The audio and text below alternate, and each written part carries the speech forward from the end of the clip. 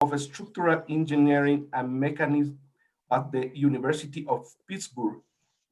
Harries' research interests include the use of non-conventional material in civil infrastructure, ranging from FRP to bamboo. Harries is author of over 300 peer-reviewed articles. He's senior editor of Journal of Construction and Building Material, and is co-editor of the book Non-Conventional and Vernacular Construction Material. Harries is presently leading the effort to revise the ISO 22156 bamboo structural design. Harries is fellow of ACICEFC, and he's a professional engineer in Ontario, Canada. So welcome to this panel, Harries. It's a pleasure to having you today. So the microphone is yours. Thank you. I'm going to try and share. Am I sharing? Can somebody confirm that? Yes, you can put in full PPT. It's coming in. It's coming in. Excellent. Okay, Technology works. All right. Good morning, everybody. Good evening. I get to say this happily for the first time in 4 years. Welcome from the United States, a newly minted democracy, in fact. All right, now that that's over with. I'm going to give a talk today. Full-culm bamboo is a full-fledged material. I know we have a lot of Latin American colleagues online. We have translated this presentation into Spanish. My colleagues at Puerto Rico Mayaguez, and we will make this available to anybody upon request. So please, I'll send my email at the end of this presentation. I need to obviously acknowledge my various co-authors in this, Professor Chris Papadopoulos at Puerto Rico Mayaguez, my colleague Ian Nettleship at Pitt, and 2 PhD students whose work has contributed to what I'm going to present today, Yusuf Akanbade from Pitt, and then Christian Gauss, who was actually at University of Sao Paulo, who spent, I guess about 8 months with me at Pitt, and some of his data will be shown today. This is going to be a very overview type of presentation. I don't want to get into numbers. I don't want to get deeply into the data. I want to show what we've been doing because I think we're taking a slightly different tack with bamboo. And so the purpose or the upshot of this particular presentation, excuse me, will be to give you an overview of an NSF, a National Science Foundation funded project that we were awarded in 2017. This was a collaboration between my team at the University of Pittsburgh and Chris's team at Puerto Rico Mayaguez. And we did our due diligence, and this was the first time ever that the National Science Foundation supported a materials related study on bamboo. They looked at some horticultural issues a number of years ago, but that was about it. So we're very proud of this. And I think it's a good indication for our entire community that bamboo is starting to be taken a little bit more seriously.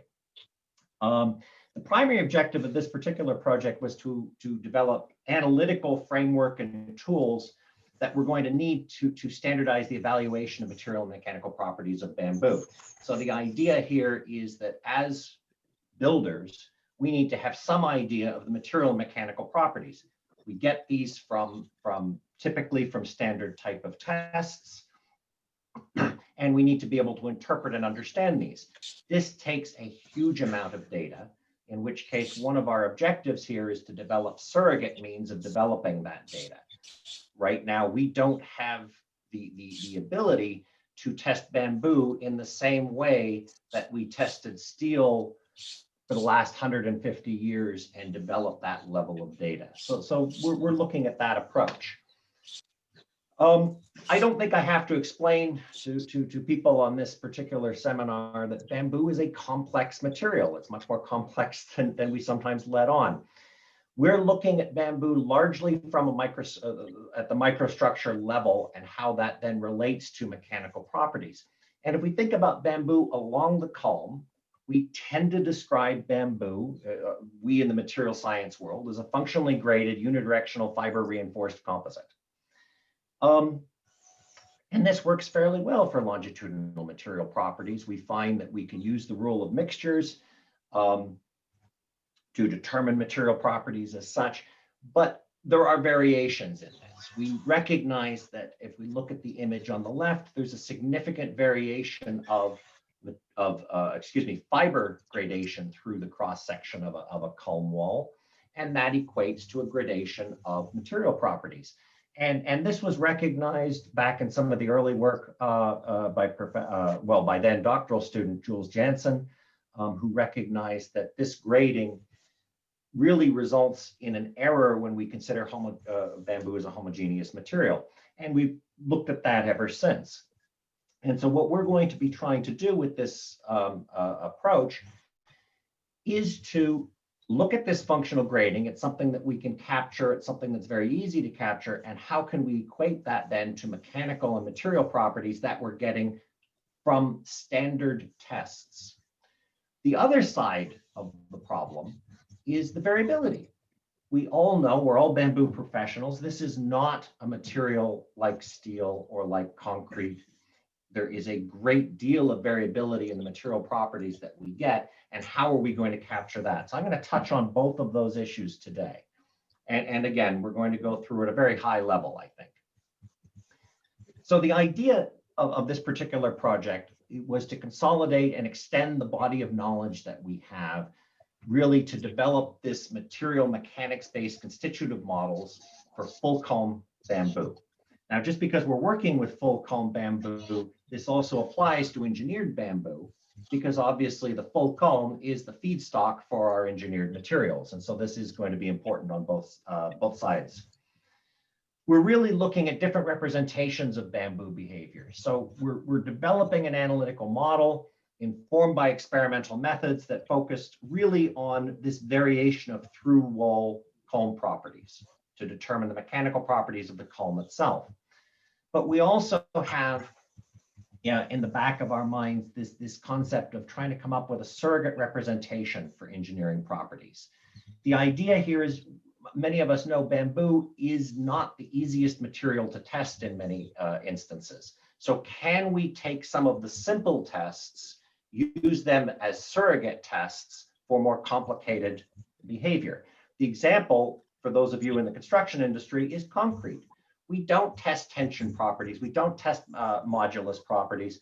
We test compression, a very simple test, and then we infer those other data from that simple test. Can we arrive at a similar approach for bamboo? Not certain what the answer is, but I'm going to challenge especially the young researchers on this seminar that may be a challenge to try to rise to. And then finally, what we want to do is develop a framework for modeling uncertainty in bamboo materials and mechanical properties, and we're going to demonstrate that. So the program that we looked at was fairly extensive. We have been testing a variety of species listed here, very extensive testing on the first 6, and some limited testing on guadua and asper as well. We didn't have as much material available to us. We have Moso edulis available from 2 completely different sources, one from China, one from Brazil.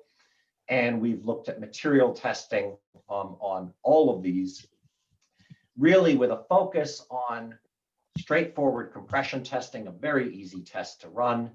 The shear test, so this is the bow tie or the butterfly type shear test, longitudinal shear test, and then a test that we've been working on is the flat ring flexure, which I'll talk about in just a moment, which has some advantages for looking at through culm wall properties. Okay, there we go. We couple this then with physical, we need to understand what the material looks like. And so through very simple digital imaging techniques, others have done this as well, we've been able to map the distribution of fiber volume ratio through the culm wall. And we come up with, we've done huge numbers of these images. We're showing a very, very small sample here. and we come up with these groups of data from which on the far right, then we can come up with polynomial representations of the fiber volume ratio. And that's important if we're going to apply rule of mixtures, Halpin psi, and so forth to investigate material properties. As a sidelight, what we have been doing also is trying to develop a digital imaging protocol which we could use in the field. And we have done this with limited success with cell phone cameras, mobile phone cameras, which of course have more power today than a good digital camera did 15 years ago. And also, though, in the lab, we're looking at using high resolution digital scanners in order to kind of automate this process. And we've been fairly successful with this. The advantage of this type of approach is this is not high level lab equipment. This is relatively inexpensive office equipment. The high resolution scanner we're using is available for under $200 US. So I think that's reasonable for many types of labs. We are then, sorry, we have to move this along. We're then looking at the mechanical properties of bamboo. And a key thing that we were interested in is the variation in mechanical properties through the culm wall. So using this flat ring test setup, we're able to make dog bone specimens. And you can see here how we are isolating regions of the culm wall. And we're able to do this by varying the values of alpha and beta here. Here's an example we're using in a milling machine, where here we're taking out material and we're going to test the very outer edge of the culm wall in that particular image. And from this, we're getting a modulus of rupture in the transverse direction, essentially a tension behavior in the transverse direction.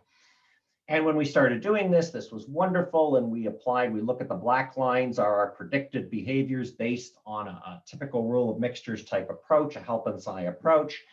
And the red lines and the red data points are the data that we were getting. And so immediately we start seeing that in the transverse direction, it's, whoops, sorry, go back one. In the transverse direction, it's probably not appropriate to be using a rule of mixtures type approach, a Halpin psi type approach to understand bamboo behavior. And so in our work, we then needed to investigate this. Why is this the case? Looked again at very close imaging of failure surfaces, looking particularly near the outer culm wall at section B, inner culm wall at area C. And what we saw was, for the same culm, remarkably different behavior in the parenchyma.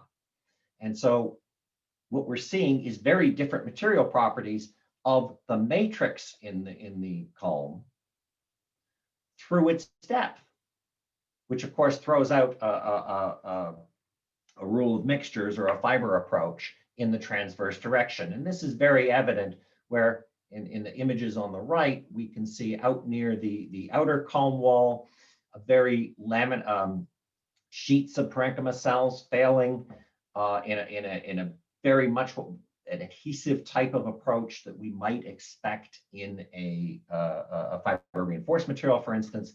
But as we go to the inner culm wall, we see almost desiccation of the cells and failures of the cell walls themselves, and a very different behavior, which actually appears to be toughening the behavior or strengthening the inner culm wall, surprisingly, as we go on. So trying to understand this behavior and capturing it.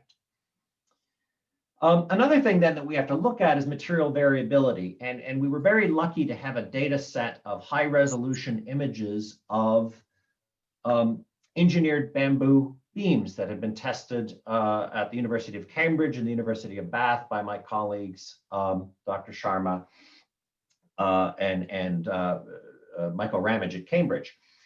And from these, we actually were able to extract about 3,500 of these images of bamboo cross sections. So now we're getting a bit of a data set together. And we looked at this in terms of the fiber volume ratios that we were seeing, and also the variation of the fiber volume ratio. And the important thing coming out of this is not so much the data that we were getting, but the statistical evaluation of it over here on the right, and particularly that this type of data is following a very normal, a very Gaussian distribution. This is important if we want to be able to model this behavior, as we need to understand this distribution.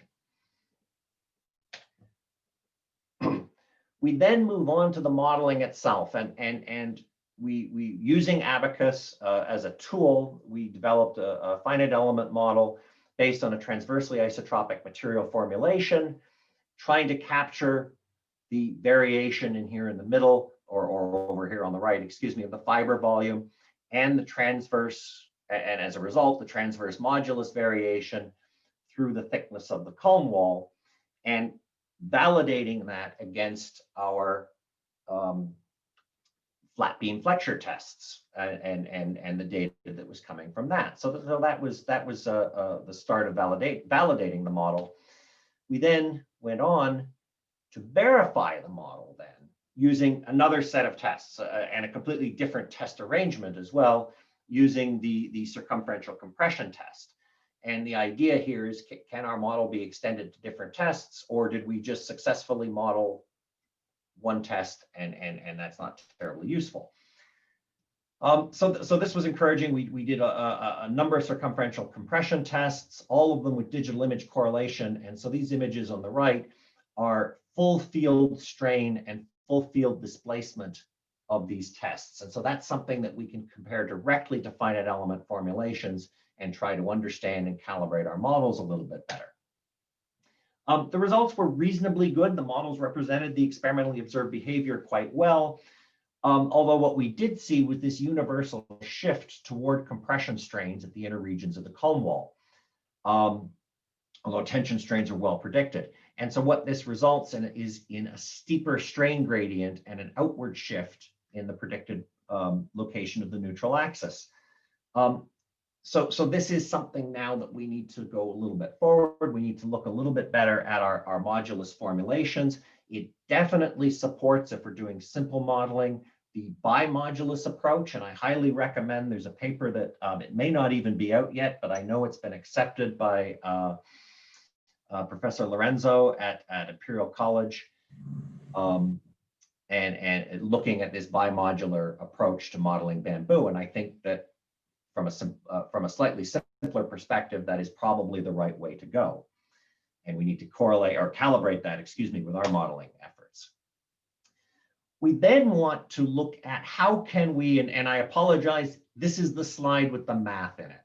Don't need to follow it if you don't want. But how can we then address the variability of bamboo? And the nice thing about finite element approaches is that we can use different approaches. We adopted a random fields variables approach, where we can take a mean value and augment that by some randomly distributed autocorrelation. And we did this with the data that we obtained from the 3,500 or so images, sectional images from the engineered bamboo. And we can kind of look at the effects. The data that we're showing here is sort of bounding what we saw. And so we have, it's very hard to see, I suppose, but in the middle, we have our mean line, which is black. And the upper and lower lines are sort of the bounds of this approach. The very high approach, the blue line on the top, and the lower bound. And we can see that it certainly impacts the behavior. It shifts it a little bit, but all the trends remain. And what it does is it will give us a way to look at and capture variability while modeling bamboo. This is going to be important as we look at material tests and try to understand the variation in these tests. And if we're looking to develop a surrogate test, we certainly want one with the lowest level of variation, and we want to understand what contributes to that variation. And I appreciate I'm going fairly quickly and apologize for that.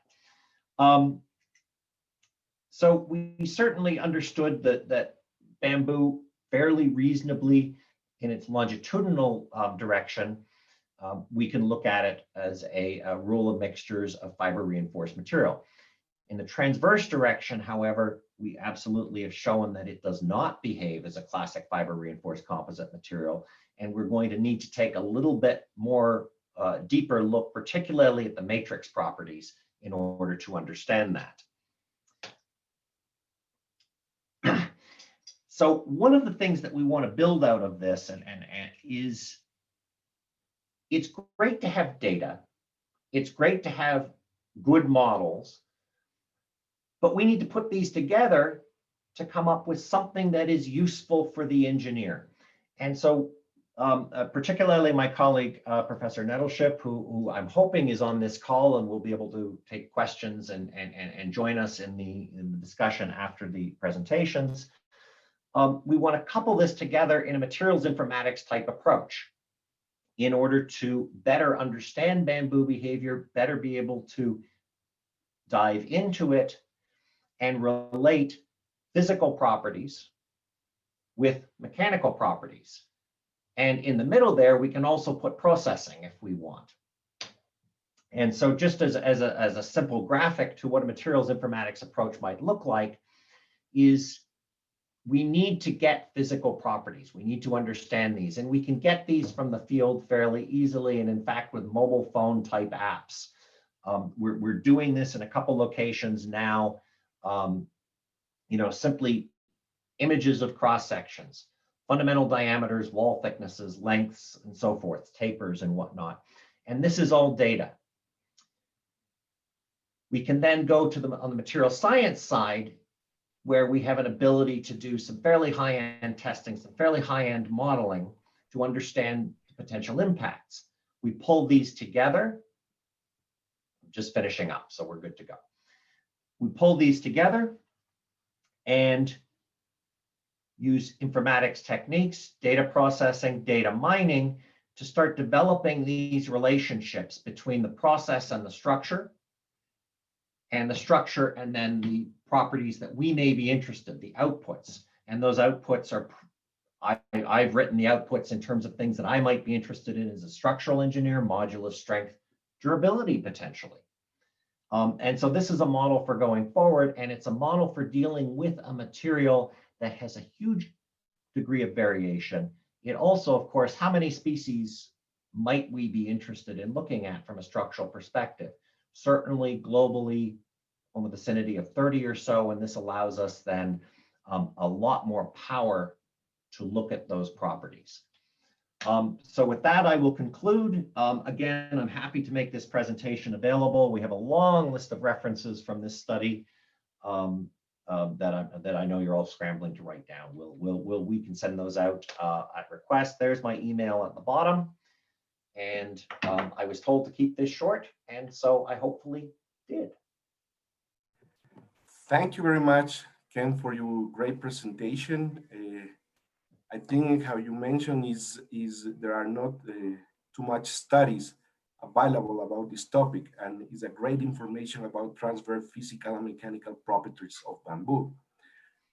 After the two presentations, we will have this open panel, so for sure many people will ask you many questions and to explain some of the points that you already addressed. Thank you very much for your time. So now we will go to our second speaker, Mr. Andry Widyowijatnoko. Sorry for my pronunciation of your last name, Andry. He is a professional architect and lecturer at the Institute of Teknologi of Bandung, Indonesia, starting working with bamboo since 1999. In developing plastered bamboo construction, he changed his approach of promoting bamboo by designing high-end building to increase its value. One of his achievements, his design was a award-winning grade OBI. He gained his doctoral degree from RWTH Aachen in Germany in 2012 with the dissertation of traditional and innovative joints in bamboo construction. He's focusing on advanced application of bamboo such as tension structure, reciprocal frame, tensile structure, as well as a space structure with varieties of design approaches. His topic is from traditional to engineering to substitute bamboo construction. Please welcome Andry, and the microphone is yours. Thank you very much, Pablo. Let me share my screen.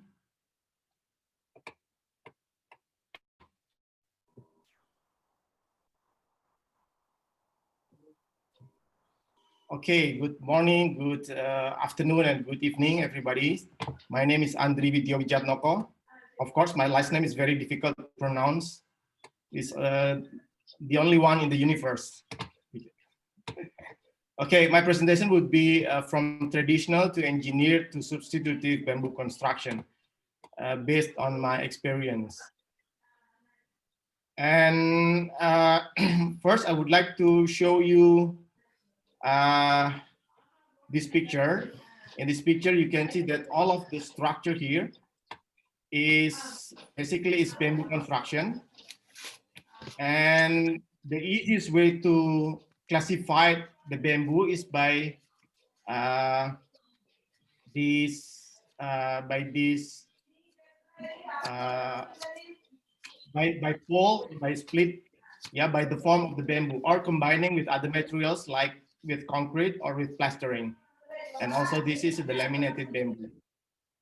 Further than that, I would like to divide it, that the upper part, this one, I considered as substitutive bamboo construction, because the idea of this construction is just to substitute other materials. This is the best example. For example, this is the strand woven bamboo. It absolutely can replace the timber materials. And this one is combining with concrete, and we can call this one as bamboo reinforced concrete, to substitute the steel reinforced concrete. And other than this classification, I would call this one as non-substitutive, or I call it as conventional, because it's already been there for such a long time. Especially the bottom part is the traditional one, and this one is the engineered based on the development from the traditional. And this one is basically my project range from geodesic dome for tensile structure, plastered bamboo construction, even tensegrity, or I also already have an experience using the strand woven bamboo for a building. But due to the limit of time, I would just present some of them. If we see also the classification, this is the substitutive and this is the non-substitutive. In traditional, mostly the structure is, we can say, like post and lintel. But in the engineered bamboo construction, we develop more into a truss system with a lot of eccentricity and force transfer. In the substitutive bamboo construction, yeah, we just substitute other material which already exists prior using bamboo. And the development basically is also in the joint. Now I would like to start with what is traditional bamboo construction or vernacular.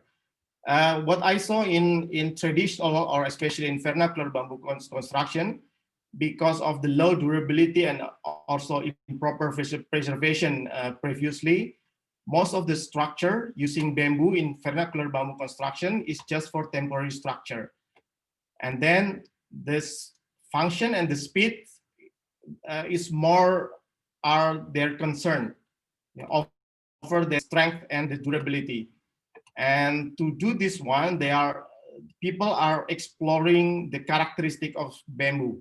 And I see a lot of detail that is really make a very good advantage of the characteristic of the bamboo. This is the example of vernacular bamboo construction using bamboo poles, just like a traditional or vernacular timber construction. Also plugging into the ground like this one for foundation.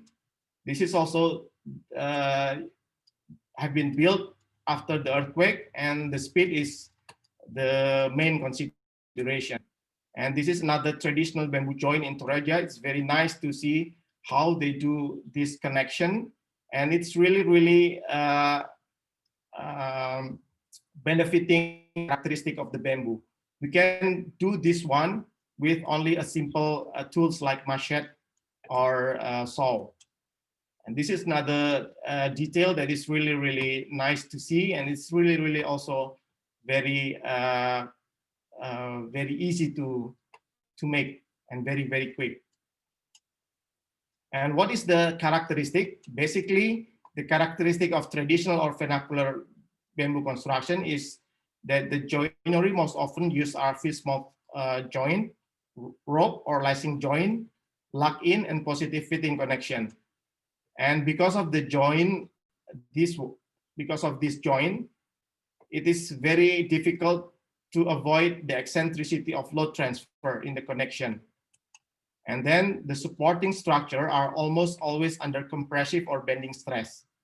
And bamboo for tensile are rarely found and consist of planar frame and mostly composed of 1 or 2 layers. Now I would like to present the development from traditional into the engineered bamboo construction. Basically, it's just making or getting bigger and wider span, like this one, from this one. So how to do this? Basically, it's just by strengthening the structural element. In traditional or vernacular bamboo construction, it's basically they use only one bamboo like this as a pole, using the bigger bamboo like Dendrocalamus asper, and smaller bamboo like Dendrogigantochloroapus, like this one, only one. But then they change in the engineered bamboo construction by strengthening the structural element. This is the example of a building in Colombia using 15 bamboo as a column, vertical column and also diagonal column, and using 6 bamboo as a beam like this one, and consists of a lot of triangle configuration. So basically, from traditional into engineered bamboo construction, it's just strengthening the structural element. But how to do this? Basically, it's big or small leap from in traditional, they use lashing and dowel. This is the example of lashing and dowel, and previously I'll also show you the lashing and dowel connection. This dowel prevent from sliding in the horizontal direction, and the lashing or the rope is prevent from the movement in the vertical direction. This can be changed by this threaded rod or bolted joint. We can combine, we can connect, we can unify a lot of bamboo, bigger bamboo together. This is the cross section of Simon Veles building. Yeah, the drawing of the beam using a lot of bolted joint to connect many bamboo together. So this is impossible in traditional bamboo construction using this lashing and dowel. Although the development is not very sophisticated, but the development in the design is really very nice to see. And this is the example of engineered bamboo construction, Great Hall OB. The characteristic is using bolted joint to take advantage of an electric drill, because this is also impossible using this bolted joint without electrical drill. And then using frame with more than 2 layers. And then 2 or 3 dimensional frame. It's not only planar frame in traditional, but it's already introduced to 2 or 3 dimensional frame. And the pole always under compressive or bending stress. It's very similar with in traditional bamboo construction. But the eccentricity of load transfer is also very difficult to avoid using this bolted joint. This is the drawing of the Great Hall OB. This is the meeting hall for leaders in training. And I use the inverted board shape to make this roof. And the free column is from here up to here is 20 meters. And from this part to the other end is 31 meters.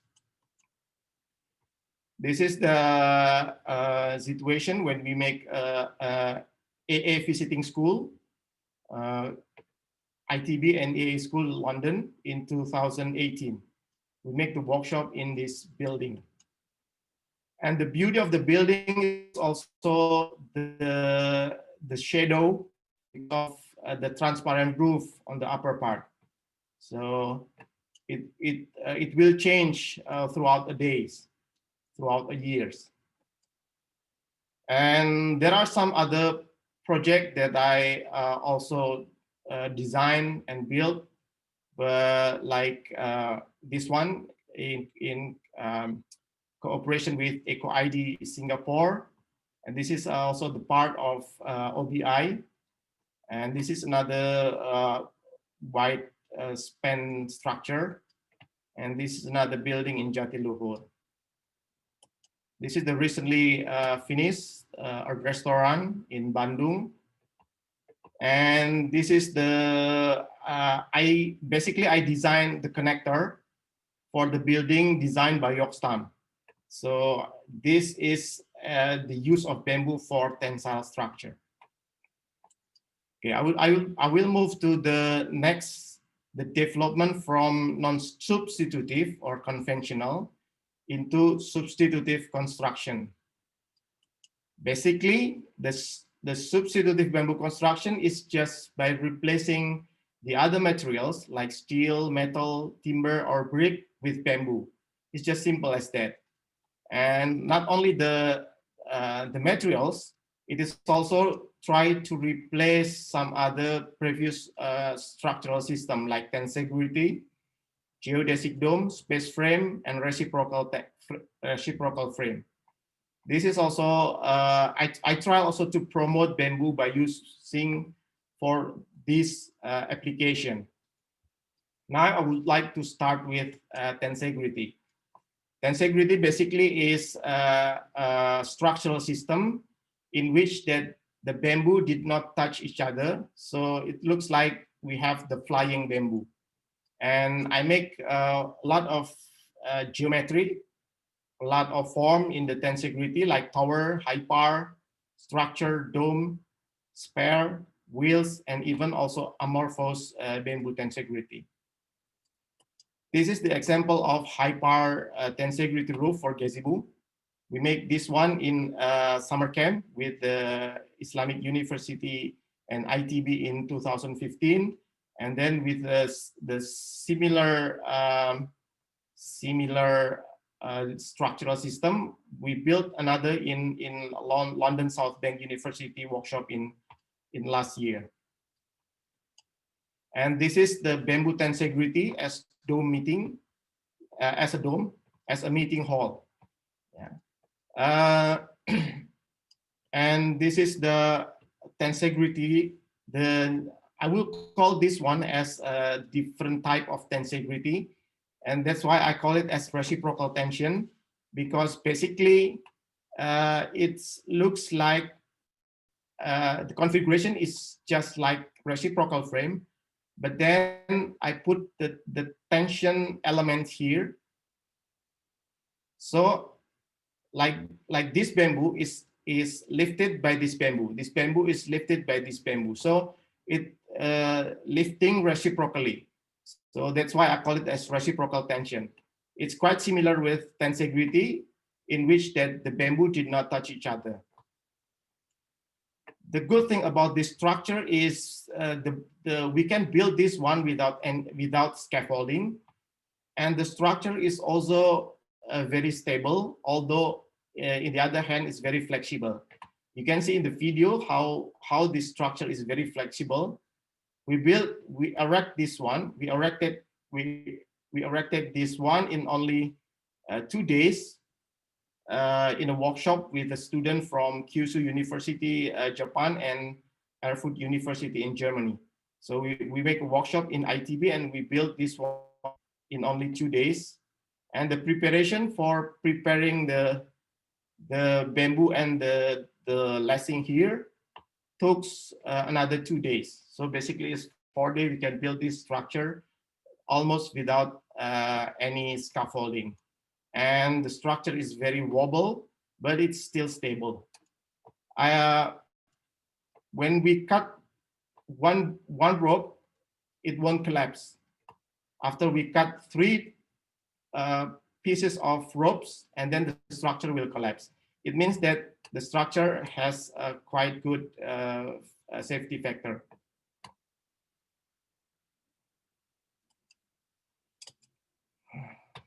Okay, and then the next one is I would like to present about the space frame. It is very common that engineer try to replace the space frame metal with bamboo. This is my experience. I built this one in the my partner Widyowijatnoko's garage to build this space frame structure using bamboo. This is also the structure from the inside. This is another structure from the outside. And the characteristic of this bamboo for spatial structure basically is three-dimensional frame. It's the same like the one that is replaced by this bamboo. And then in the space frame or space truss, we have to avoid the eccentricity force transfer, so the structure will be very efficient. And using steel connector is the most common. And the poles in this is introduced to have not only compression, but also tension. And the problem with avoiding the eccentricity force transfer and also the poles under tension, under pure tension or compression, it is not common in the conventional bamboo construction.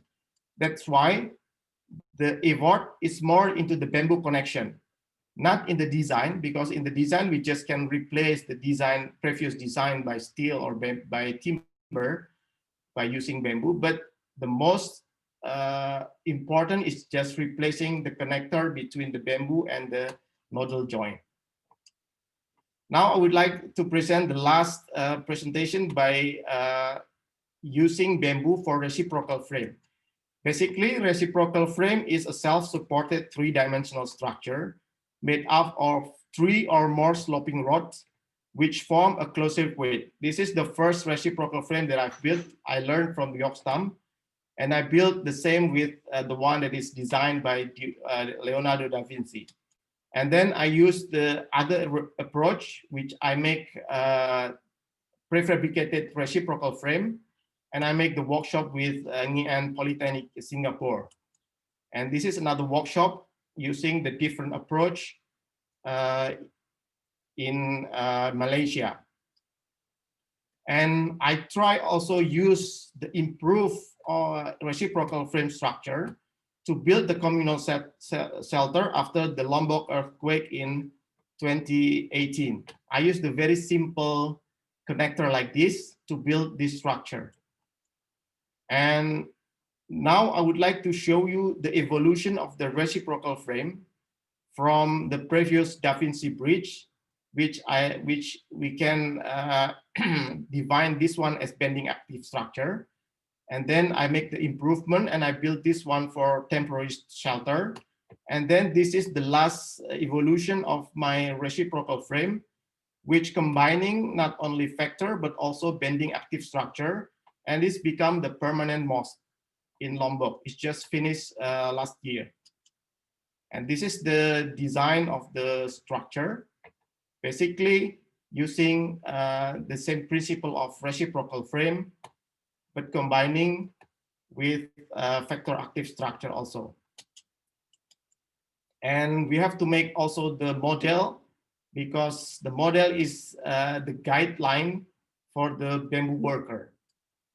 And we try to build also that most of the structure are built in this condition. So to make to make the work environment more comfortable, and also the detail is more good. So after we build like this one, and then we put that on top of the foundation, and then we build the other structure. Basically, we build the outer frame first, and then we make the strengthening to put the inner frame inside this structure. And then after this one, we can cover it with tarpaulin to make the environment much better, very hot, and then also to try to protect the bamboo from direct sun. And then this is the finished structure from the outside. It is not finished yet, the unfinished exterior. And then this is the inner part of the structure. And this is the final mosque in Lombok. Thank you very much for your attention. Thank you, Pablo. Thank you very much, Andry. You just right with the time. Thank you so much. And also for your excellent presentation. I always get shocked with the construction in Indonesia, are so beautiful. And some of the joints and connectors that you presented also we do in Latin America. So to think about a South-South exchange experience will be nice in the future, Andry. So thank you very much for your presentation. And for sure will be many questions after Sebastian. So we have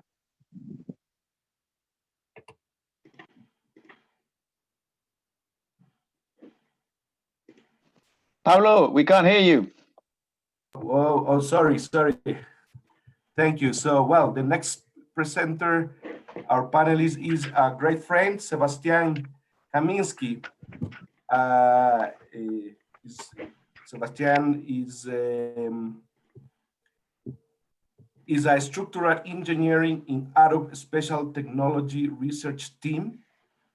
He is a specialist in the use of bamboo, specialized for housing, and lead the structural technical paper on bamboo within the structural engineering. Sebastian is currently involved in the revision of ISO 22156 and the development of testing guide for bamboo shear walls, and runs international training course in using bamboo structurally. Sebastian has done several construction courses about bamboo here in Ecuador. So it's very nice to have today in this panel, Sebastian. And the topic that he will do today is design durable bamboo structure, how to protect against root and insect attack. Really important topic. So please, Sebastian, the microphone is yours, and welcome to this seminar. Great, thank you very much for the introduction, Pablo. Hopefully everyone can see my screen. Everyone can hear me? Is that yes, okay? We can hear you. Yes, it's fine. Great. Thank you all for attending today. Today I'm going to talk to you about designing durable bamboo structures, how to protect against rot and insect attack.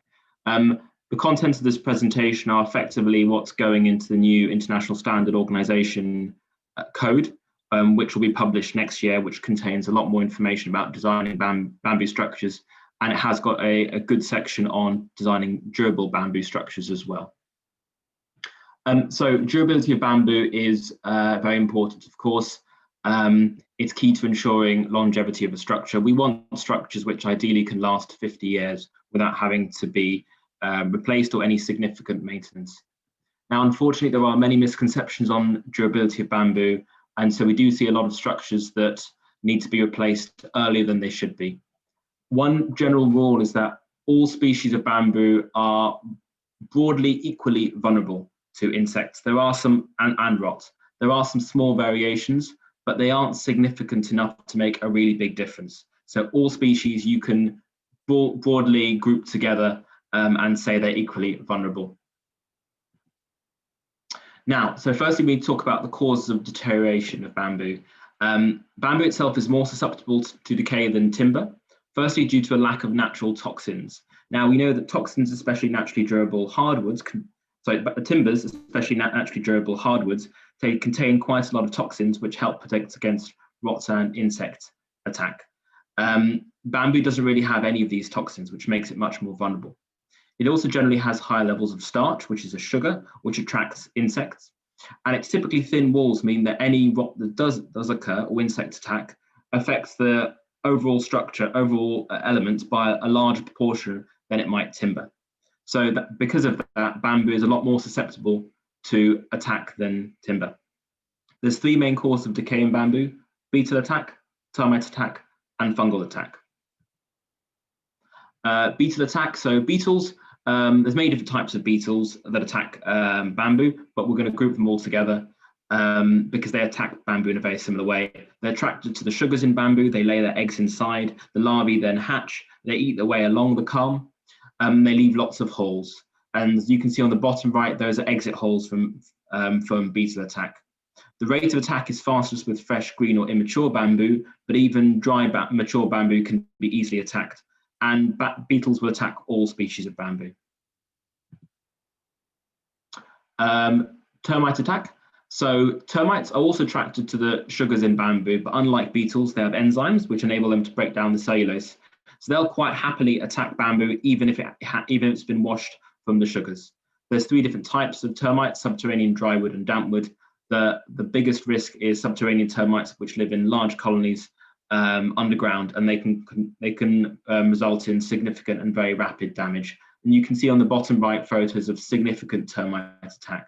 Now, termites are translucent, so they don't like the sun. So, subterranean termites, sorry, are translucent. So they try and stay out the sun. That's why they build those little termite tunnels to access a structure. So typically you won't see termite attack. It'll be inside the bamboo and protected by the outer shell of bamboo, which they'll leave. Fungal attack. Fungal attack or rot is caused by a fungus. For the fungus to survive, the bamboo needs to be relatively wet with at least 20% moisture content. In practice, this means that any bamboo which is exposed to rain or water is likely to rot, which makes certain parts of the structure particularly vulnerable, especially penetration, split holes through the culm wall, horizontal beams, and bamboo cast into concrete are all very vulnerable.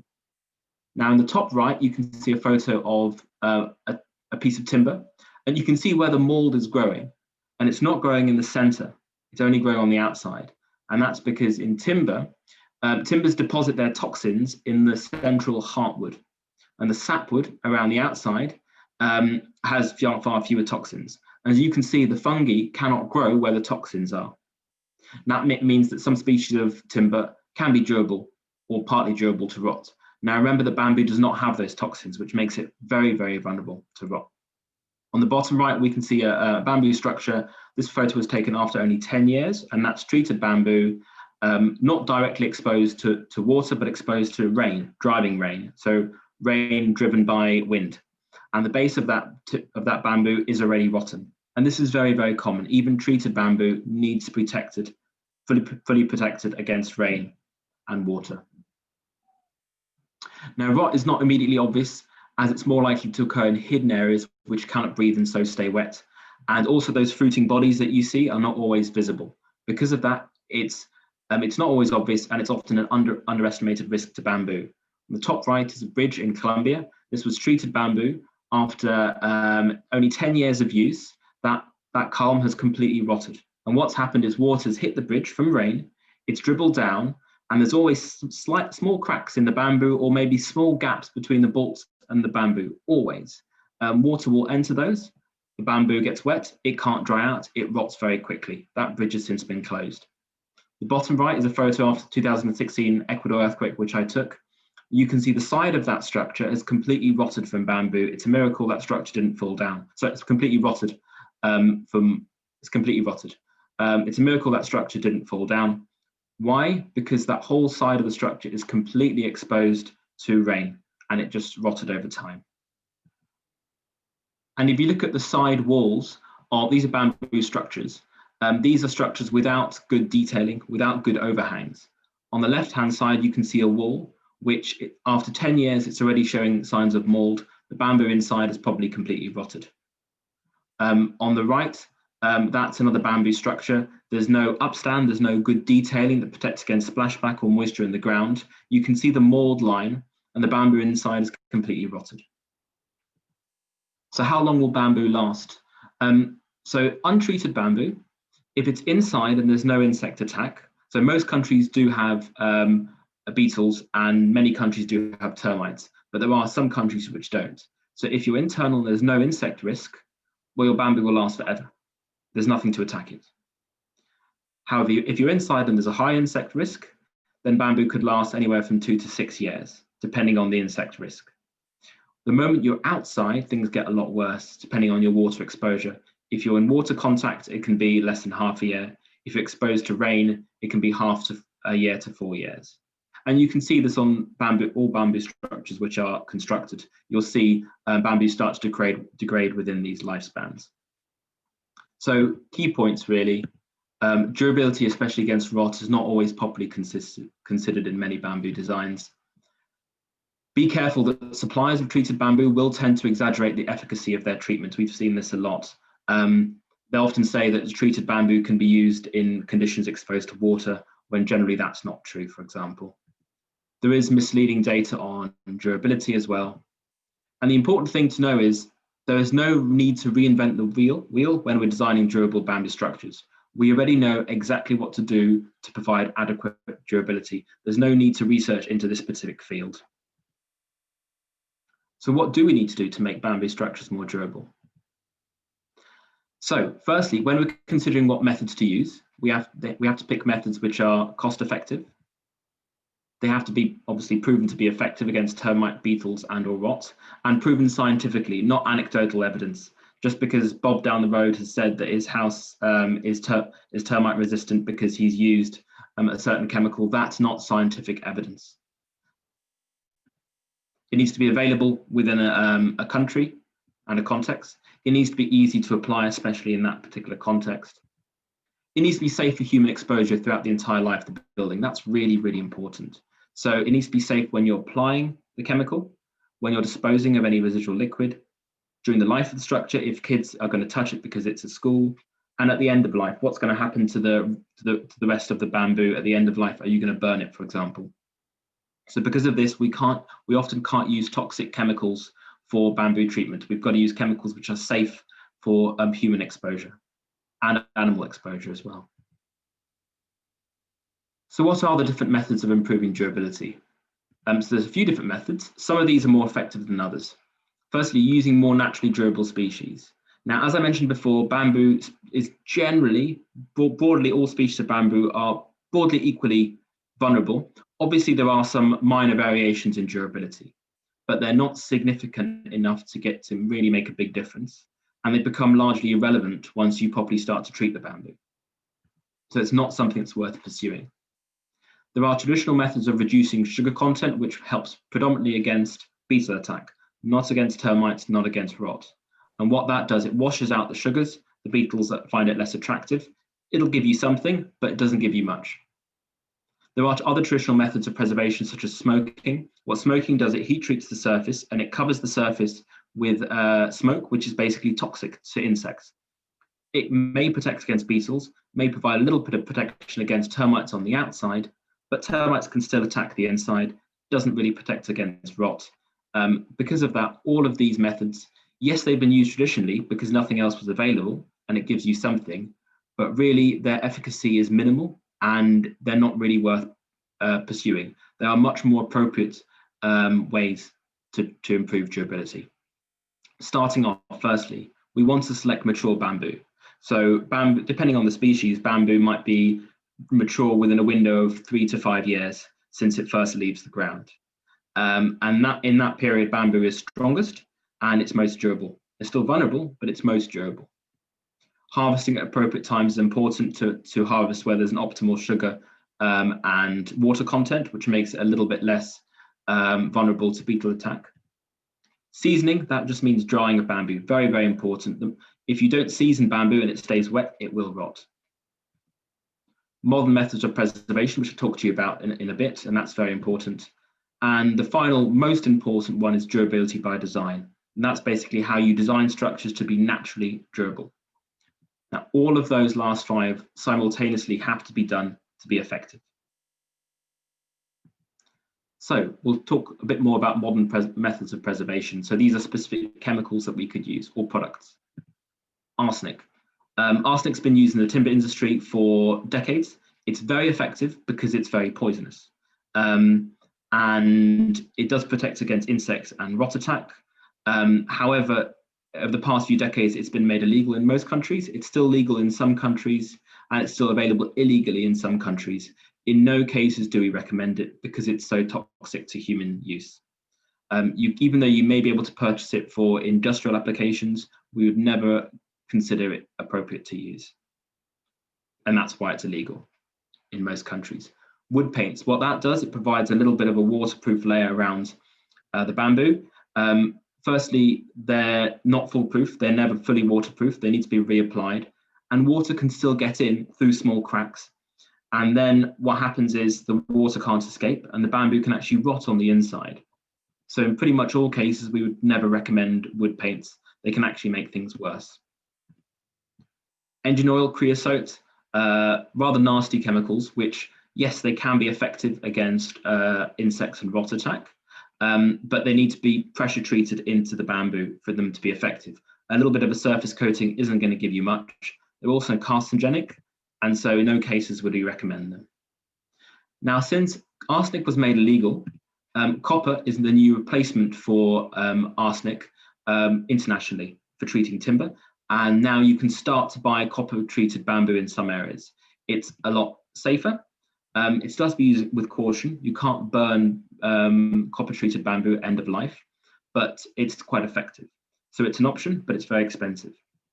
More appropriately is boron. It's a safe-to-use salt. It comes in fertilizer form in most countries. Very safe for human use, very effective against insects.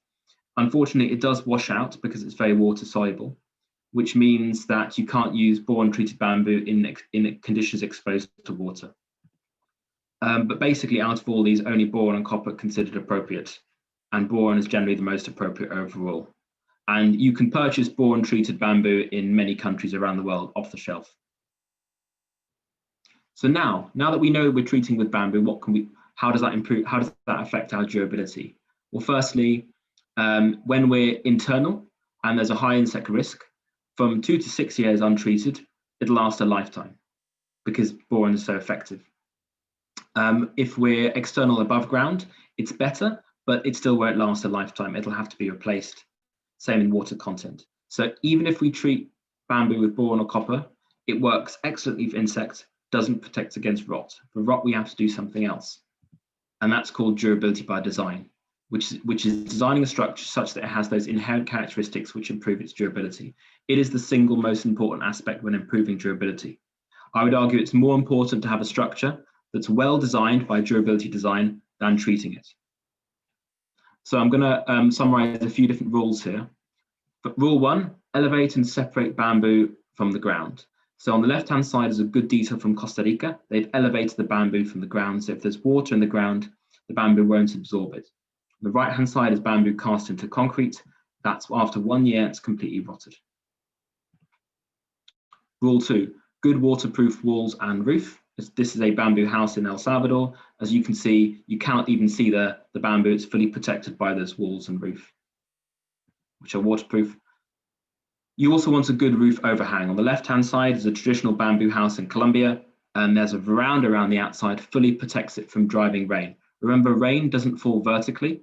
It can travel horizontally with wind.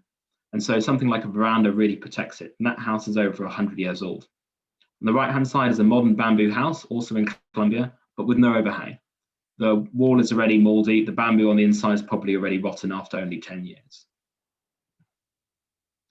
Avoid water traps. This is very important. So where water can collect, and the bamboo will rot before it dries out. So on the left-hand side, we have a modern bamboo house in El Salvador. Good drip details. Water will hit the walls and just drip off. On the right-hand side, we're back to our bridge in Colombia, where water has dripped into the bamboo, through those little holes, and it's rotted the bamboo from the inside. Because structures always get wet, especially in tropical environments, it is good practice to allow bamboo to breathe on the inside, and this is an excellent example. Even if those walls get wet, the bamboo's got a fighting chance of not rotting because it can dry out. And lastly, destroy those termite shelter tubes that you see. That means it's harder for those termites to access the structure. So a simple rule, durability by design, take your roof, draw a line at 45 degrees inwards from the edge of the roof towards the building. Where this line hits any exposed bamboo, everything below this line has limited durability, while everything above generally has good durability. And you can see this illustrated very well. This is treated bamboo in Costa Rica. It's in excellent condition. The moment it gets exposed to rain on the outside, it had completely rotted. And what's happened is recently we're forgetting millennia of experience. So this is a house in India. This was constructed in a very poor community, possibly by a community that have no formal education. However, they know exactly how to design bamboo structures well. There's bamboo within that wall. And because it's in that wall, it's hard to replace. They protect it fully against mud, against rain with mud. So any sort of rain cannot affect the bamboo directly. There's a good overhang there. They've elevated the structure, and those 3 external bamboo columns, they're easy to replace. So that's not a big issue. So that is a very good design. And there are modern good examples of modern bamboo structures which are very durable. On the left-hand side, this bamboo structure, which is over 100 years old in Colombia. On the right-hand side, a modern bamboo structure. Again, you cannot see the bamboo exposed, so rain cannot hit it. So a quick summary. So we have our bamboo structure. It's being attacked by beetles in the air, termites in the ground, moisture in the ground, driving rain. So how are we going to protect it? We have a good waterproof roof. We have a drainage channel, which stops water splashing back from the roof, hitting the ground and hitting the walls. A good upstand. We've elevated the structure, protected against floods. A damp-proof membrane, really, really important. A plastic or an aluminium membrane to separate the concrete from the structure. We've treated the bamboo inside with boron to protect it against insects and termites. And we have waterproof walls, and you cannot see the bamboo from the outside, which means any rain that hits the wall cannot affect the bamboo. So I'll leave you with some key points to remember. Always treat bamboo, ideally with boron to protect against termites and insects, termites and beetles, and ensure that bamboo will stay dry throughout its entire life, including from driving rain. Just to emphasize, there are no chemicals that are both safe to use and effective against water. They do not exist. So you may read on the internet some literature that says the opposite, but it's not really true. That's why we do recommend boron. It's a very safe chemical, but then you have to combine it with this durability by design. Thank you very much. Thank you very much, Sebastian, for sharing your experience about bamboo treatment, how this is a question of always happening in the field, you know, how to treat bamboo. And the key points that you mentioned are very important to consider and disseminate also to the builders. And thank you very much also for that, to sharing with us. So we will carry out more discussion in the next hour. So for that, I will give the microphone to my colleague, David Trujillo. And thank you also, David, to be here and to continue with this next part of the seminar, with this exchange of experience. Also for the people, I'm just going to speak Spanish. Para las personas que están escuchando en español, por favor, incluyan sus preguntas en la parte del chat. Thank you very much to all the panelists. So I give you the microphone to David. Okay, thank you, Pablo. And thank you, Andry, Kent, and Sebastian, for your really very interesting presentations. It was an excellent range of topics, and I think everyone in the audience were also very interested in what you had to say. So as we've been presenting, people have been posting questions, and I'm going to read them to you. Sometimes I have questions for you as well, which I'll also be raising as we go. So this one is for Kent.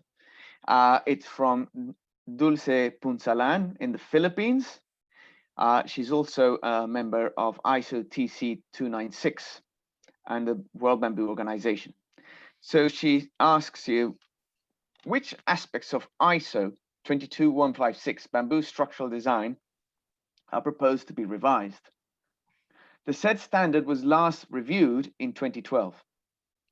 ISO 22156/2004 applies to the use of bamboo structures, i.e. structures made of bamboo, round bamboo, split bamboo, glue laminated bamboo, or bamboo-based panels joined together with adhesives or mechanical fasteners.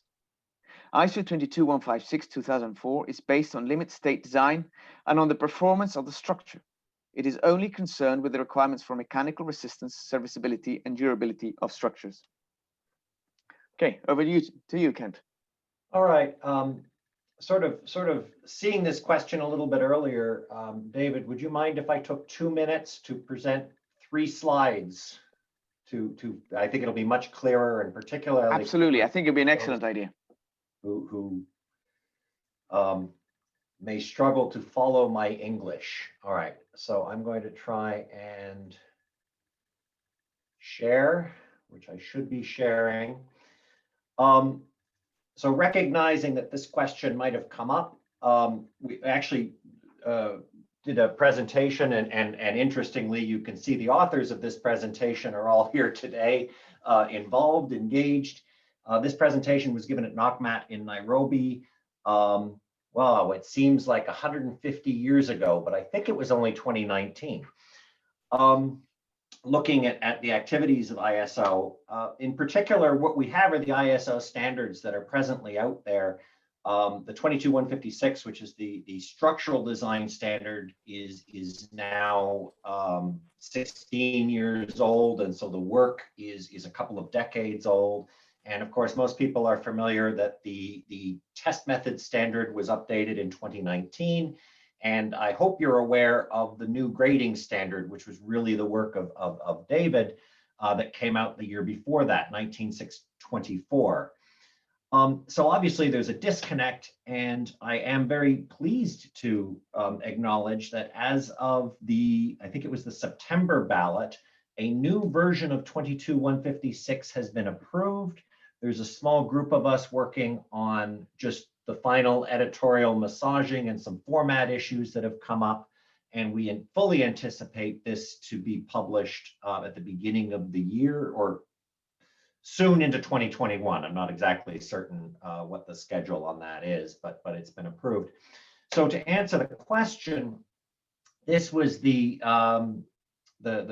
chapter headings for the 2004 document. It was trying to be many things to many people. One of the concerns that we had was that this is a very general document. It was somewhat inconsistent with national standards having similar objectives, excuse me, and I'm thinking of the Colombian standard and even the Peruvian standards and what have you. It is no longer up to date with the revisions, the new 19624, the 22157. And so we kind of looked at this as a version 0 of a structural design document, and then took this and made a significant number of revisions, which are summarized here. Obviously, there's a lot on this slide. I don't want to get into it. Some of the key revisions, though, really are here in these appendices down in the bottom, and particularly Appendix D, which is aimed at trying to capture much of what Seb Kaminsky just discussed in terms of durability and preservation recommendations. And so that's captured in this document.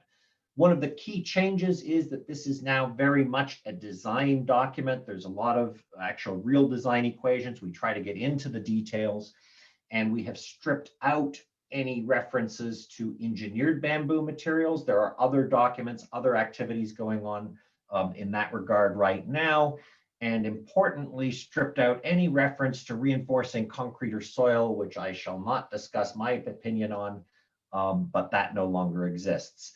That said, Chapter 12 still includes what we've called shear panels, but are probably known to most of you as barricade.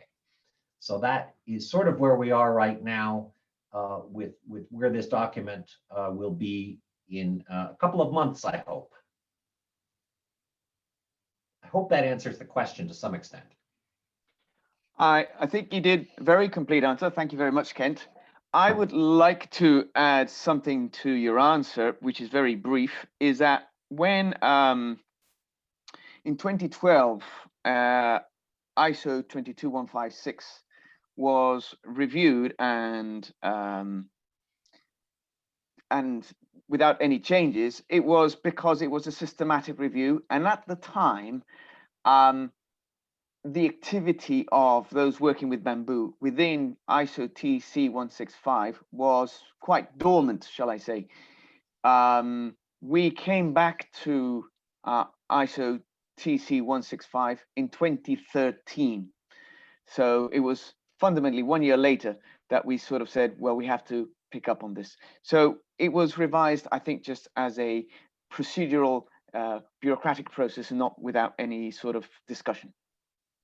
Now, I have a question for Andry from Li Peihia from China, from the Kunming University of Science and Technology. And she says, I think Professor Andry, in the design, do you consider form and space or structure first, or do both at the same time?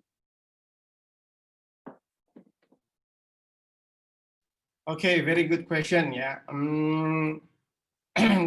When I make a design, I mostly consider structure first, but then I have to imagine how the structure will create the space.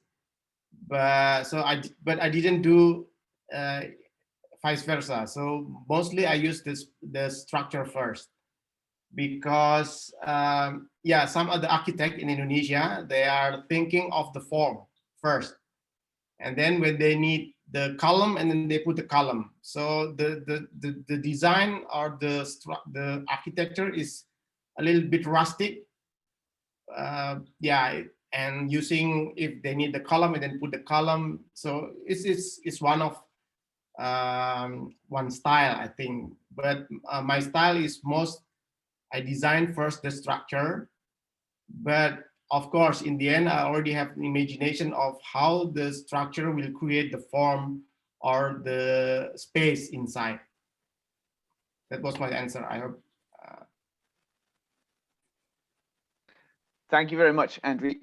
There are quite a few coming your way. So I'm going to send you another one, and then we'll change one for Sebastian so that you don't get so tired. Okay, this one is from Alexandra Toivonen in the UK, from Atelier 1. And she asks, hi, I have a question for Andry regarding the last project he presented. How was the active bending taken into account in the structural analysis of the mosque? Many thanks. Okay, first of all, I would like to give the information that I'm an architect, so I didn't do any structural analysis. Most of my design is basically on the intuition as an architect. Yeah, with, of course, with a lot of structural knowledge, but I didn't do any structural analysis. But recently, I worked with another friend, which is a structural engineer. So we in some project we do the calculation, but for this mosque, there are already certification of the safety from my other volunteer from other university, which I haven't met closely. We just do it online. But that's all. I didn't take any structural analysis deeply about this structure. I'm sorry to say that. Yeah. That's okay. Thank you very much, Andry. I have, so that to give you a break, Andry, because I say there are a lot of them coming your way. I have one for Sebastian. So this is Professor Harries has asked, Sebastian, can you comment on recent advances in greener preservation techniques, for example, citric acid? Good question. So I can't comment on that specific method. I had a quick look at the paper just now, and yeah, I'd have to have a look a bit more a bit more of a look at it into it. In general, someone else has asked about salt water as well. Obviously, it'd be great to have an even more greener technique. So we should be constantly researching to look for something better. But at the moment, we haven't seen anything that actually is effective, is proven to be effective yet. A lot of supposedly greener techniques are actually only effective anecdotally, and when they're put to the test, they don't really work. So someone's mentioned about salt water. Apparently, salt water anecdotally provides some protection. I looked into this recently for a project, and there was no published evidence on that whatsoever. So unfortunately, without any rigorous scientific tests, for the moment, boron is by far the best. There may be others. We do have to do some research in that space. But so far, I haven't seen any reliable scientific data on anything else. Thank you very much, Sebastian, for answering 2 questions in one go. Here's another one for Andry. This is from Elias Dimitrakopoulos. I hope I've pronounced it right, Elias, from HKUST. And it says, what was the lateral load level considered for the design of the reciprocal frames? Were the bamboo culms designed or checked for flexure? Okay, another difficult question from engineer, yeah. So yeah, basically, I honestly I cannot answer the question, yeah. But bamboo is considered it's not very good for reciprocal frame because bamboo has a hollow and round cross section, and then if we put it and it works in bending, a lot of bearing stress between the contact of these 2 bamboo. So, and it's create a lot of crack in the bamboo. That's why when I make a reciprocal frame, it's only limited to, I think the maximum basically use the rigid reciprocal frame Da Vinci bridge is only up to 3 or 5 meters. But then if I want to make it longer, and then I have to consider not using the bending stress, but then change into the compression parallel to the fiber. That's why it's basically it's not reciprocal anymore, but it's like a vector active structure. So yeah, and that's why also some of the after we make the workshop during the workshop, there are some bamboo that is already cracked because of the wall is very thin, and then yeah, basically the main problem is the wall thickness. If we have the bamboo which with thicker wall, it looks okay, but like bamboo in Malaysia is very thin, and then a lot of bamboo is cracked during the process of this reciprocal frame. That's all that I can answer. Thank you very much, Andry. I have one for Kent so that he doesn't fall asleep. Early morning. It's early morning over there. Okay. Lily from Ethiopia, from Addis Ababa University. In your research work, did you test the framework you developed? What did you get then? Thanks. Well, I think that's a kind of a 2-part question. So we developed some finite element tools using particular validation data, and then we're able to verify them using completely different, not only completely different specimens and whatnot, but completely different test methods. So to the extent that we have gone so far, and keep in mind this remains work in progress, I would argue that we are demonstrating that the framework appears to be working. The other side of that then is the material informatics side, which is going to take a lot more work to sort of develop moving forward And if there's interest, I do see, and I don't want to put him on the spot, but I saw that Ian Nettleship is actually on the call, and he's really leading those efforts. One of the issues, obviously, that we came up against was, and all of us came up against, was COVID has kind of set us back a little bit. Our labs are only partially open, and we have a very difficult time working with students for the past 6 or 8 months, and don't expect to see a change in that. I would invite, if it's all right with David, if Ian wants to make any comments and correct me on my description of material informatics, that would be wonderful. Well, what I'll invite, if Ian is on the call, he can type a message at the bottom and say that he's happy to join. And then I think the people who are controlling microphones can invite him to join, unless he can speak, release his microphone for himself. I don't know. Ian? But you seem to have put him on the spot.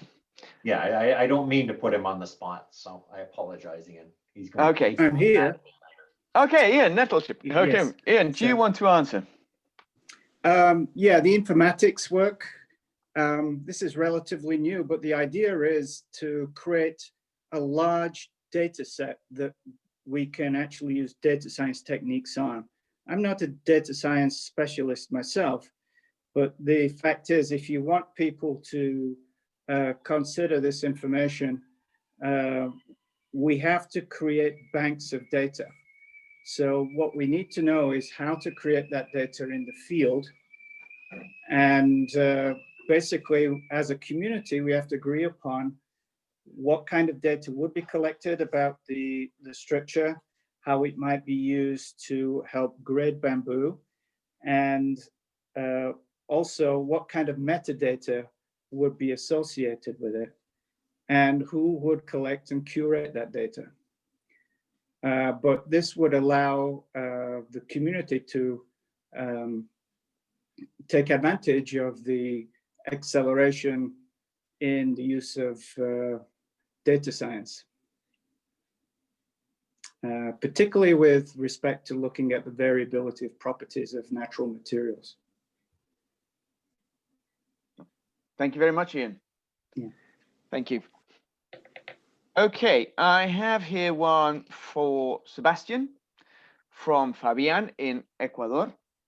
And it says, once the construction is done, finalized, what products should be used for maintenance to keep bamboo quality and aesthetics? Okay, so Me quedé pensando también, digo, o sea, le voy a decir a ver si le gusta la idea, bien, y si no, Not sure what happened there. aquí llamas.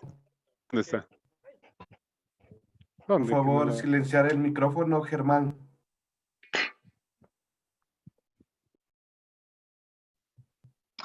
Okay, so good question. So bamboo is likely to firstly deteriorate due to water and also due to sunlight. Now, there are certain things that you can do to help protect it, but they only provide partial protection. So someone else has also asked about varnishes and wood paints. Now, what varnishes and wood paints do, they'll provide a bit of protection against sun and water. Unfortunately, firstly, they need to be replaced periodically, sometimes as little as twice a year in tropical countries where the sun is so strong. And they won't fully protect against water. You're always going to get water entering through tiny gaps. The bamboo will then expand, more cracks form, more water gets in. The bamboo inside can't dry out, so it can rot from the inside. So that's why really we should be keeping bamboo out of sun and out of rain. Otherwise it just gets damaged. And you can see this if you go to any sort of structure after 5 or 10 years that's been exposed to sun and rain, you'll see the damage. So the only products you can really use are things like varnishes. But again, they have limited effect on, unfortunately. So the best thing to do is design your structure to fully protect the bamboo from sun and rain. Okay, thank you very much, Sebastian.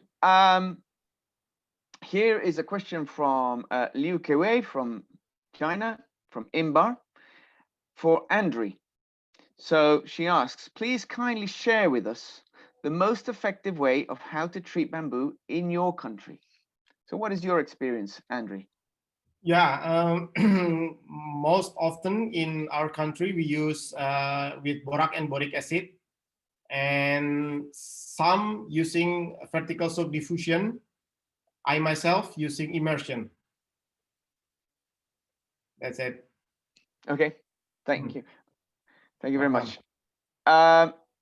Here is a question for any of the panelists. So it gives any of you a chance to participate. This is Javine Pasqua from the Philippines. Javi, the question is, hi, question to any of the panelists, is the bamboo's lifespan affected by the amount of stress it receives over time?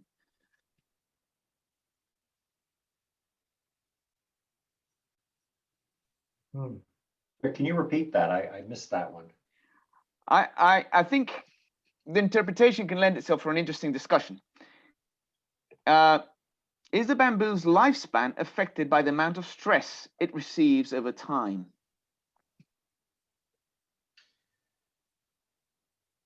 That's best thing to answer that. That can be answered in different ways. I mean, certainly Correct. bamboo is susceptible to creep, as an example, in which case, if your sustained loads are too significant, you can end up with and I'm using the term very loosely, but a creep rupture or a creep-induced failure. So from a purely technical or purely mechanical perspective, yes. I'm not comfortable. Maybe Seb is more comfortable with this. The effects of, I think the question is maybe getting into the effects of aging of treated bamboo in situ. Is that an interpretation? I'm not entirely sure. I'm going to suggest that the question is, does the stress affect the durability? Which I don't think you can say much on that, Sebastian. Do you think stress affects durability? No, I can't see why it would really. I think Kent's point about creep is really important. Otherwise, as long as the structure, even if it's working quite hard, even if it's quite highly stressed, provided it's not failing, provided it's not in the plastic range, provided it's not creeping, I can't see why its lifespan should be any different, similar to timber. Yeah. I suppose the advantage of maybe keeping stresses lower, if you're concerned about durability, is that you'd have an element of redundancy in your structure. So you have the possibility of one element rotting, you could replace it easier. Okay, there is a question for you, Sebastian, from Jorge Montoya, who asks, well, he sort of makes a statement and then he asks, we already talked about this. How environmentally friendly are borax salts? I understand that in Europe, there are countries as Germany that do not agree with this treatment. Good question. Thanks, Jorge. Basically, what Jorge's bringing up there is a really good point. Around 10, 15 years ago, there was a bit of a scare about the use of boron. And basically, there were some tests which showed that boron in high doses could affect infertility of animals and potentially humans. And because of that, a lot of people start to speak up and say, well, we should ban boron. In the end, it wasn't banned. It's still freely available. And as I understand it, while the test did show that boron was a slightly higher risk, when you compare it to any other chemical, including copper, it still appears to be a much lower risk. So any chemicals, in theory, can be dangerous. It appears that this is still a comparatively low risk. When you're treating with boron, you still have to be careful. You still have to wear gloves. You can't. You don't want the boron liquid to splash on you. You still got to take general basic precautions. That's important. But all the evidence suggests that the risk is still comparatively low. And boron is one of the few chemicals which, if you burn boron-treated bamboo, doesn't pose a risk to the users. Whereas if you burn copper-treated bamboo, it does. That makes it quite good for developing countries where offcuts of bamboo are often burnt in fires. You don't want to be using something like copper, where people will burn it in their fire when they're cooking and they're breathing in those toxic fumes. So as I understand at the moment, while boron has some toxicity, it's still comparatively low. And I don't believe in Europe they're changing any of the regulations, as far as I'm aware. You can still purchase boron treated timber in Europe, and you can still purchase boron treatments. And I haven't heard any change on that. Okay, thank you very much for that. This is a question for Andry from Dulce Punsalan from the Philippines. And she asks, proposing joints for bamboo tensegrity, what are your recommendations to address construction issues such as A, over strong pretensioning process, B, wire winding problem, C, crushing of the bamboo wall around the hole by the wire, D, early failure at the weakest wire clip connection, and E, movement of the steel rod from its axis? Quite a few questions there for you, Andry. Yeah, I think it's a little bit too detailed. Yeah, maybe I need to show the presentation about this particular presentation of joints. But maybe I don't know. Maybe basically what can I make it short? Yeah, but basically I use some plate, some like washer, like improved washer to protect the whole of the bamboo, and then to distribute the radial compression from the wire to a much wider surface of the bamboo. It will reduce a lot of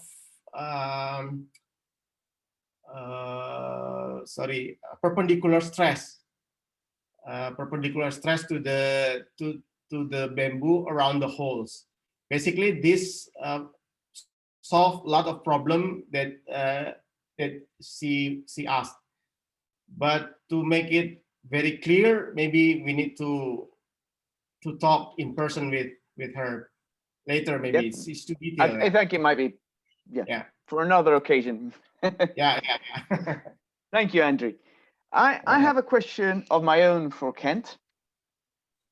And it's, I think in one of your conclusions, you suggested that transverse properties of bamboo are significantly different from, say, fiber reinforced polymers. But you suggest that the differences with regards to longitudinal properties, or one infers that with respect to longitudinal properties, it isn't that different. Say, bearing in mind the objective of the project was that you could arrive at a method of inference of properties, have you then arrived at one way that you could infer properties of the longitudinal characteristics of bamboo? So the longitudinal characteristics such as compression strength and bending properties and so forth. We didn't focus as much on the longitudinal. I think that when we look at what is our interest is to come up with the behavior, the macro behavior of the culm. I would argue in the longitudinal, we are fairly comfortable with that. We did demonstrate, I think, that the using a bimodular approach, Professor Lorenzo is just publishing a paper on that, and I've seen it a couple of other places recently as well, is probably appropriate when we go to the macro. We need to remember, though, that so many of our really critical behaviors are associated with splitting. So many connection behaviors, any bolted connection or doweled connection and whatnot is going to have the transverse property or the transverse behavior affecting it in some way. And I think that's where we really come to needing to do a better job. I think we're getting there. I personally feel that the bow tie shear test, which is a very easy test, compression-based test with the bow tie or the butterfly shaped load platens, will probably serve us reasonably well. The issue is we do need to calibrate that a little bit better when we look at the macro approach, because all of us on this call are interested in the macro. I'm the only one who really cares about what's happening at the edge and going through the wall thickness. That's really not that useful to anybody here. Maybe Ian. Does that answer your question, sort of? Yeah, thank you. Okay, this is one for Sebastian. There are quite a few actually for Sebastian now. You seem to be the popular one. Pablo Hakimi has asked from INBAR in Ecuador, could you explain a bit more about the methods to improve durability regarding with seasoning and modern methods of preservation? In this last, what is the best technique to apply? Okay, so I think we need to apply a few different methods. So firstly, seasoning is always important. Seasoning just means drying out the bamboo. Exactly like timber, we need bamboo to stay dry. If it gets wet, it will rot. So seasoning is simply that process before construction when you're drying bamboo. Immediately when you season, you are improving its durability against rot and insects. Then the other techniques that you need to do are, you need to keep the bamboo dry through durability by design. So that's just how you design your structure to keep it dry from moisture in the ground and rain. And then treatment, and ideally at the moment, boron seems to be the most appropriate from all the data that we've seen. So it's the combination of those three together that have to be done. Excellent. There are still many questions, and I don't think we're going to manage to make our way through all of them. I will be trying to select a selection so that they're not all for Sebastian, because we seem to be getting a lot addressed to Sebastian, and he seems to be touching on a rural nerve in terms of durability, which is always the case in my experience.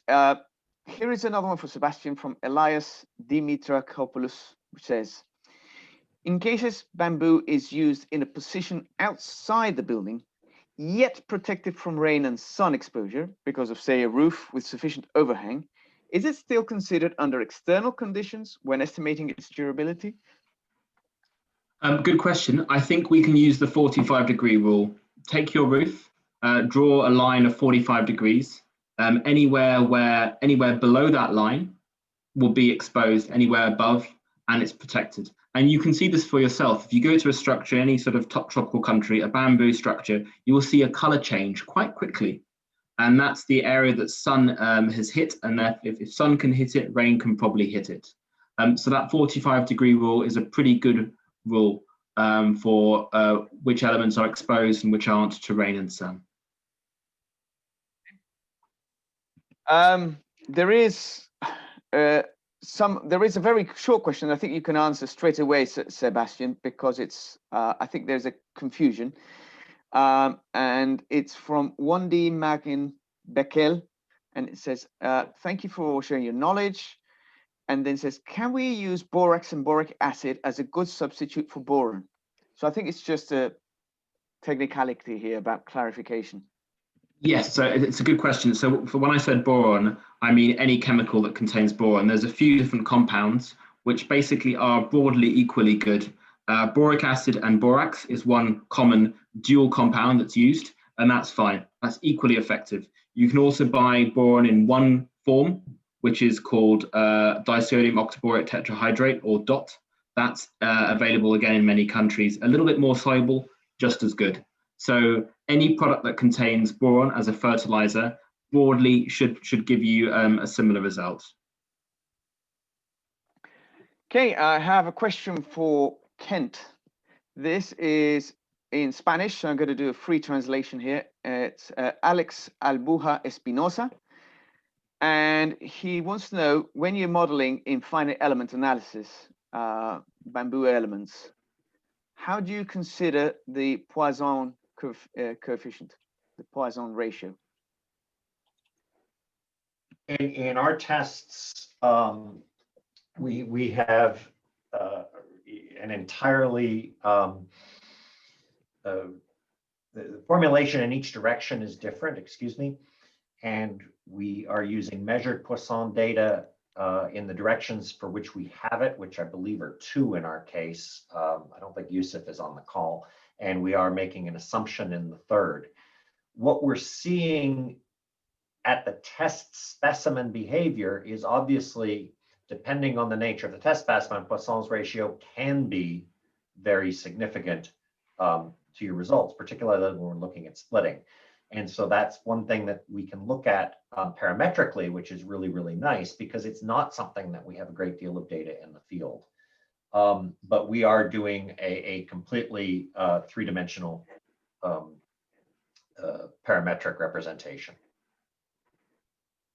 Okay, thank you very much. I have a question for Andry from Andres Silva in Colombia, who asks, which kind of material is used for bamboo tension? And if it is interlaced steel cables, is it necessary some kind of special machinery to tense it?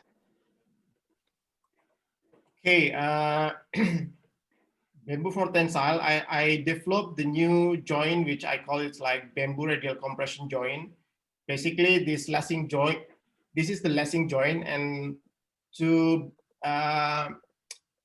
use the most of the strength of the bamboo, I use steel wire, and then to strengthen, I need to make a kind of pretensioning by pulling the threaded rod, which is connected to the iron nut and then to the steel wire. It's quite complicated to talk here, yeah. But basically, this is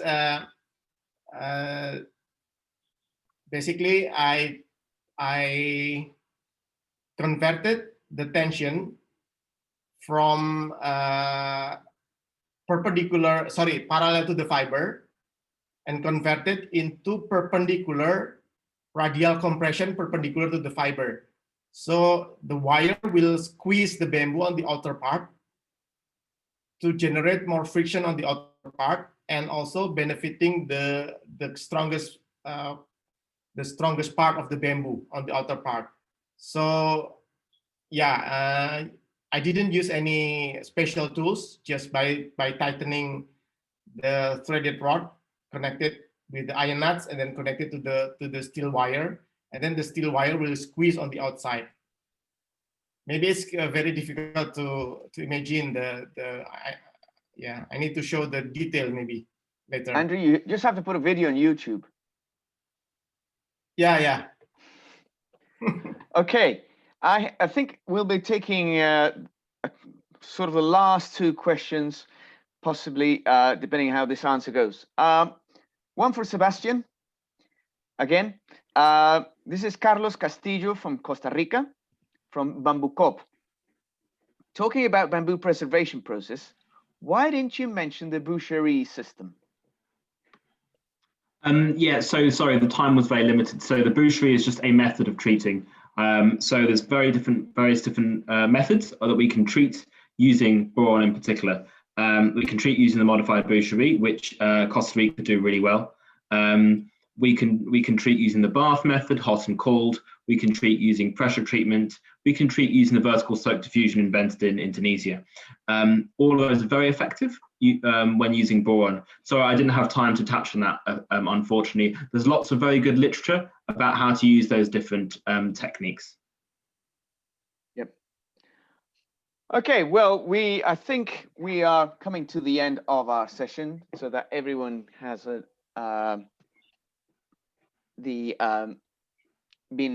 I'm sorry that not everyone's had an opportunity to share their questions. I haven't been able to read out all the questions, but we did say we'd stick to the 2-hour limit. So apologies if you feel that you've not had an opportunity to raise your question.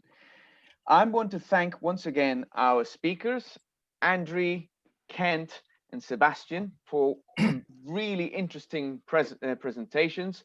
I also want to thank Pablo for his work introducing everyone and for making aware of what was going, well, sorting out the beginning of this event, which didn't work very well at first, but we managed to sort it out and it worked fine.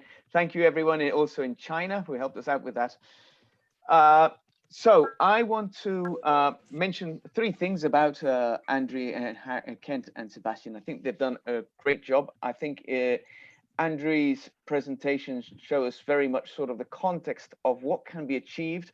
I think it's really interesting how he's developed a philosophy of structural design, even if it, many people, I mean, you have many people fooled that your background was an engineer, but you have really managed to combine structural engineering and architecture together to produce a new philosophy of design, and it really is outstanding.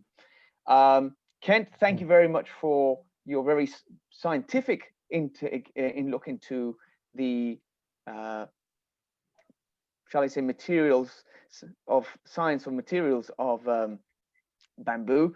And I really look forward to when we have a day that we have like a general test that sorts them all out, and we don't have to do all a load of different tests to understand the mechanical properties of bamboo. So that is sort of the well, the goal that would be so welcome.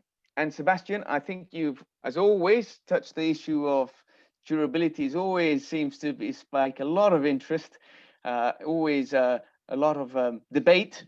And thank you for sharing your expertise in this field, and also by pointing out the thing that I strongly share with you, which is durability by design is the key principle that we have to adopt when we want to ensure bamboo is durable. It's too frequent that people continue making mistakes of not considering this point. So thank you very much for beating this drum and for sharing your experience in this respect. Thank you everyone for joining us, and for everyone who raised questions, and for the audience for listening and well, just listening to this event. See you in a week's time. Okay. Thank you, David and Pablo, for running a great show. Thank you very Thanks much. everyone for attending. Thank you very much. Can we have a group photo screenshot? I see participants are turning on their videos. Everyone has to put their video on now. More on now. Moni, Mauricio, Naris. Yeah. Mauricio. Okay. Oh, we saw you, Dulcie.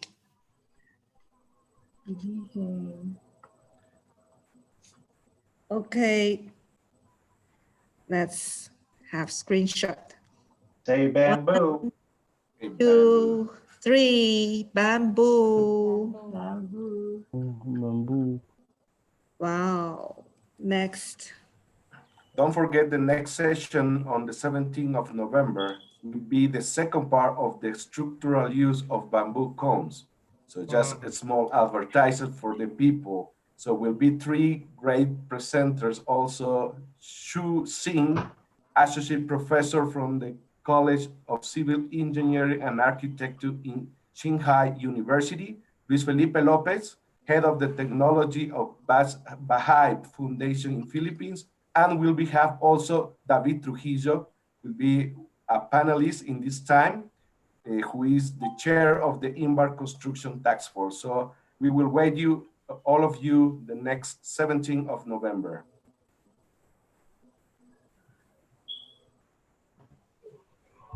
Okay. I'm done. Okay. Thank you very much. Take care. Thank you. Thank you, everyone. Bye. From the middle of the world. Bye. Thank you. Bye-bye. Adios. So nice to have all of you here today. Muchas gracias. Gracias. Yes, yes. Thank you very much for an amazing night. See you next week. Yes. And happy World Science Day as well today. Gracias desde Costa Rica. Oh, Costa Rica. Gracias a todos. Hasta luego. Bom dia. Pablo. Uganda. Wow. 下周见。下周见。Chinese. Chinese. Jamaica. America. Shay. Panda. 谢谢。 Maraming salamat.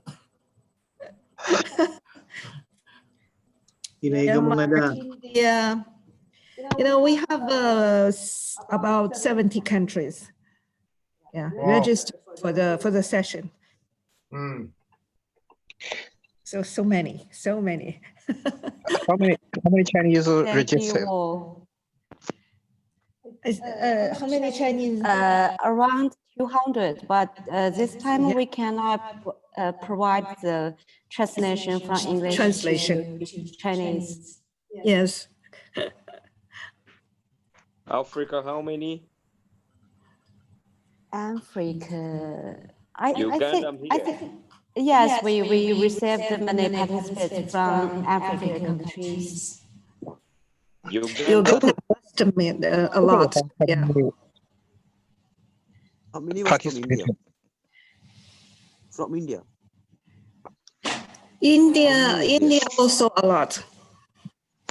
I have a long list of Indians. Yes, we received almost more than 1,000 participants. In total. How many Ugandans? I don't know.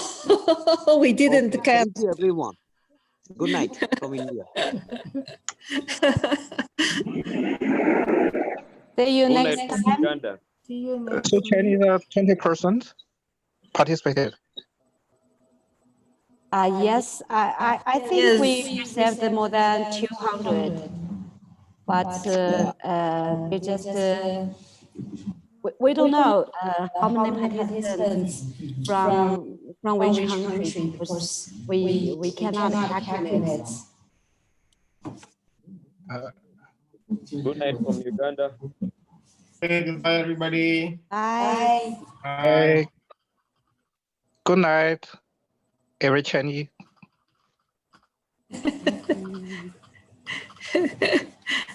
Buenas noches desde Cali, Colombia. Oh, Colombia. Sí, muy bueno todo, espectacular. Estamos aprendiendo todos los días. Do you understand? No.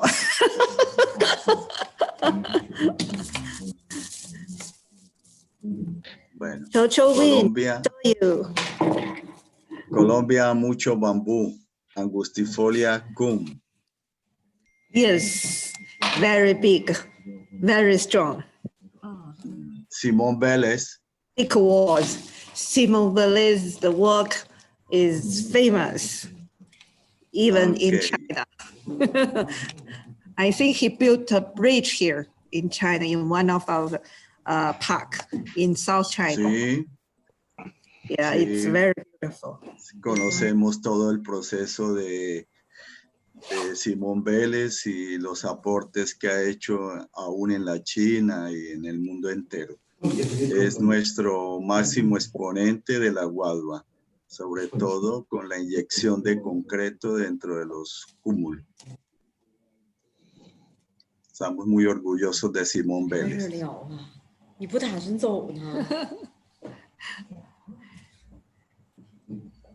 Okay. Good night. I will talk to you Chao, next. muchas gracias. Thank you. Ciao. I'm going to sleep and you're going to start a day. Good day. 您是去双十一购物吧？啊？您是去双十一购物了吧？今儿晚上秒杀。没有，今儿晚上不是双十一吧？哦，今儿晚上是双十一，不对，是10号晚上吗 ？Oh my god！ 对呀，关上，我先关上。再过1个小时就秒杀了。还录着呢，还录着呢。机会。Yes。 Hello， 机会。